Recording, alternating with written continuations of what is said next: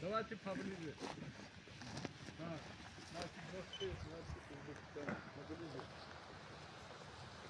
Вот смотрите, только один орех сколько свойственный.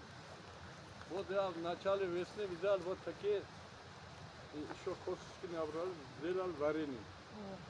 Варенье каждый день кушал в течение 21 дней, один штук. Снижать сахар, зоб убирает, антисклеротические свойства имеет.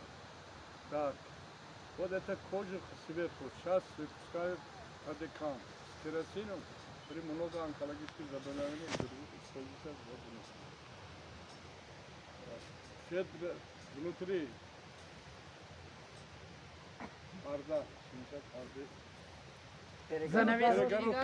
перегородка грецкая ороха. Я сейчас начал делать против зоб настойка на спирту. Принимайте по несколько капель, много проблем решаться. Сам орех на чего похож? На наш мозг. Вот у меня, например, я сейчас для себя сделал балансировку питания. Каждый день 2-3 штуки я орех кушаю. Семечки тыквенные. Они для мужчин очень хорошо, сильно много, просто тут гельменты выгоняют все. Миндаль это. Бодан. Ой, что это? Ироном и кушату. Миндаль.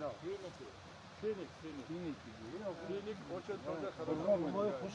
И урюк, каждый день 4 штука урюк замачиваем. Вот у нас каждый день мы даем здесь урюк, мавис, несколько штук. Я в 82 году был при этом. Подливка, кардиологическая санатория. 2 штука урюк, 4 штука узюм. Каждый утром 1 штука. Месяц